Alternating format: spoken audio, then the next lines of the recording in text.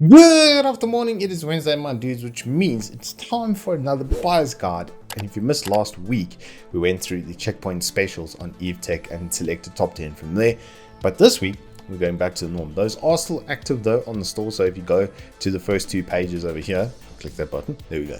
You'll see the checkpoint deals for the monitors and the other checkpoint deals for the SSDs and upgrade kits are still available on the store. And there is GPU stock, so you can actually build a full PC. But starting off with the top 10 at number 10, I had to put in something a little bit different. QR charging for 180 bucks.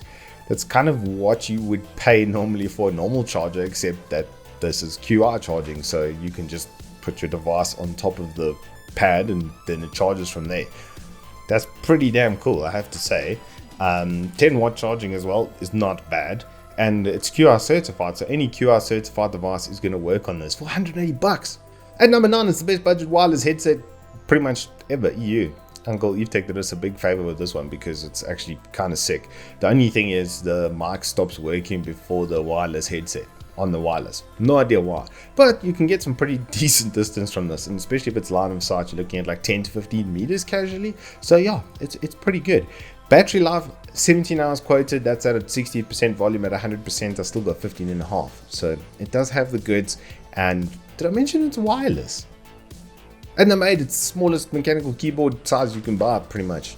That's reasonable. I'm sure there are smaller ones, but these are pretty good, these 60%ers. I really liked this set from Gamdias as well because it's completely software free, has a 1000 Hz polling rate, has key rollover, so you can do 26, I believe. It's got proper mechanical switches. You can get it in white or black, and all of that for 700 bucks. Makes it pretty much one of the best buys for mechanical RGB backlit 60%ers around. At number 7, we have the Corsair Void Elite RGB wireless premium gaming headset with 7.1 surround sound. It's quite a mouthful, but it's actually quite a cool headset. I actually really like Voids. They fit, especially like a wider head like mine. The bands and stuff, the way they've set it up, there's like some inherent comfort there for boys with a bit of a larger head. And Corsair quality means that you're going to get a two-year local warranty, and the wireless and everything on this is going to be absolutely out of control. 40 foot, just as an example, they quote 40 foot. Okay, so that's 12 meters or so basically is the quoted. That's what they're saying like it'll probably get more on line of sight as well. So yeah, 50mm drivers, nice on ear cups, you know, built-in mic. Like, it's a really nice fire and forget wireless headset. At number 6, we have the Corsair 275R Airflow. I've actually just recently built a mate's PC into this. We did a full setup, her first gaming PC. Shame, never owned a gaming PC before 31 years old.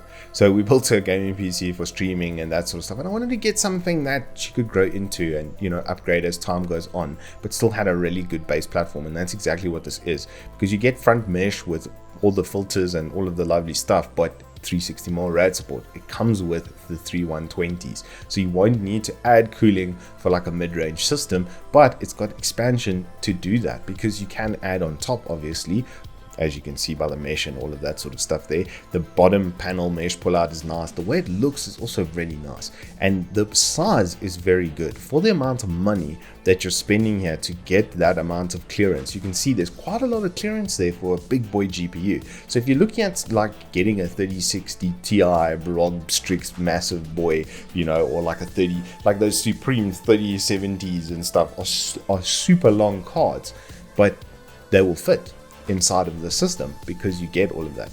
And like I said, the radiator support and stuff is absolutely fantastic. You can top mount, you can 280 up front, you can even 120 at the back because they've set it away from the motherboard. Like, it's nice, and it's got a really nice layout on it. And the value here at less than 1,300 Rand for full tempered side glass panel with a case this size, this thing is sick bang for buck.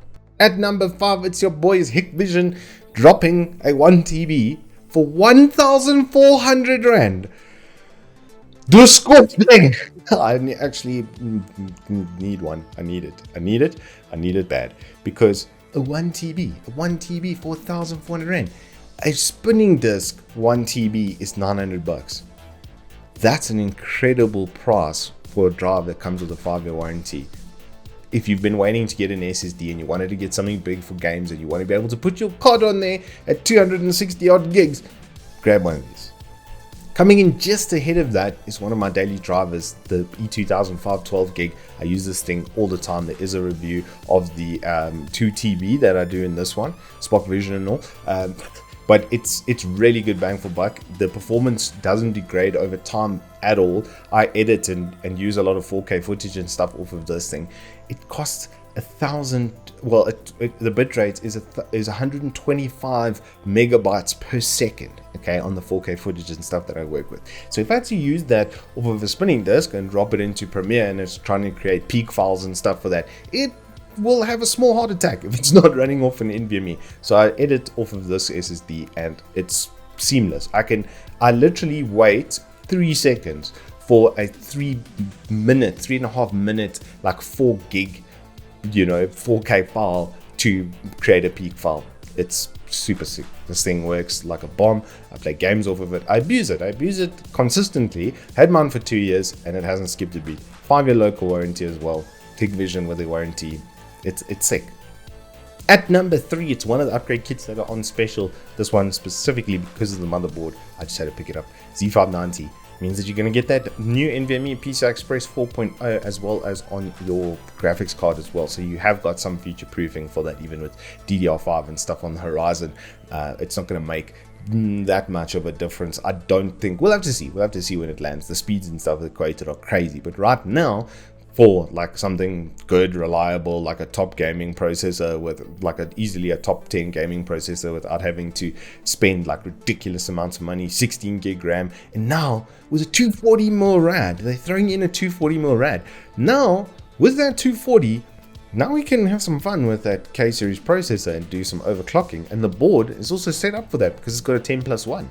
So even at 125 with TDP, you could probably push this thing to 140 casually, and it will hold the clocks pretty stably.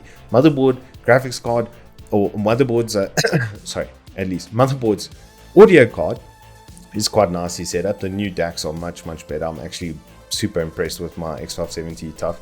They did such a good job on the new sound cards. But one nice thing is it's got PS2 still, so it's got a guaranteed BIOS interrupt for that overclocking time. It's got nice like ports and stuff set up for later if you want to turn this into a media PC. It's absolutely perfect for that. It's got onboard display and onboard HDMI. So it's got like really good legs in it. If this was something you would buy for 10K right now, I don't foresee you needing to upgrade in at least the next 2 years if you're just doing gaming. The 6-core 12 thread for gaming is the sweet spot right now, and it's not going to change for quite a while.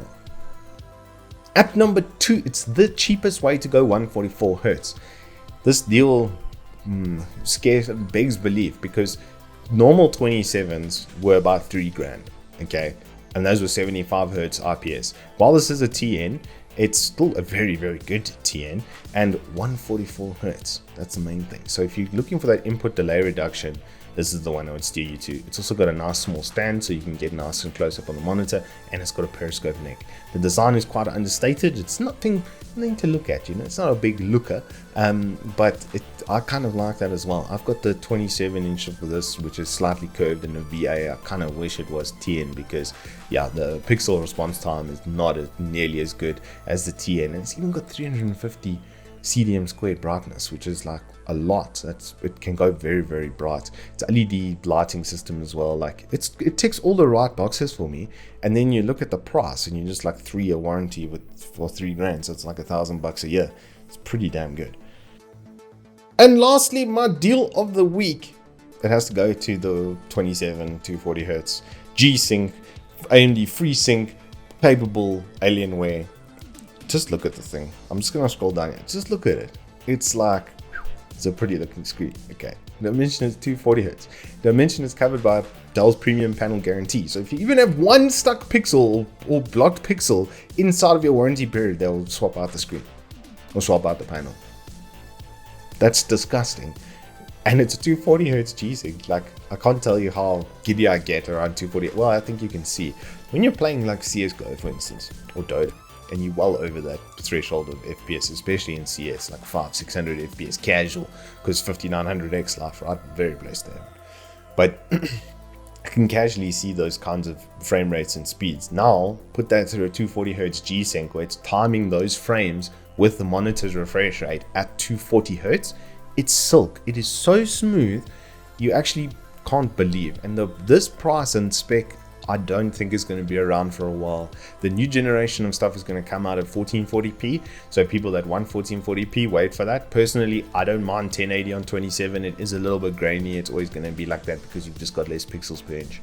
But if that's not a deal breaker for you, this will be a really, really, really good monitor to have. IPS as well, so it's got that 99%, if I'm not mistaken, sRGB rating. There it is. So it does have the 99% of that as well. So you can also use it as like a design type panel, but then you can switch on your CS and go to town. Anyway, that is all I have for you in this top 10 for this week. If you have enjoyed it, please do hit us up with a like and subscribe, and I will see you on the flip side.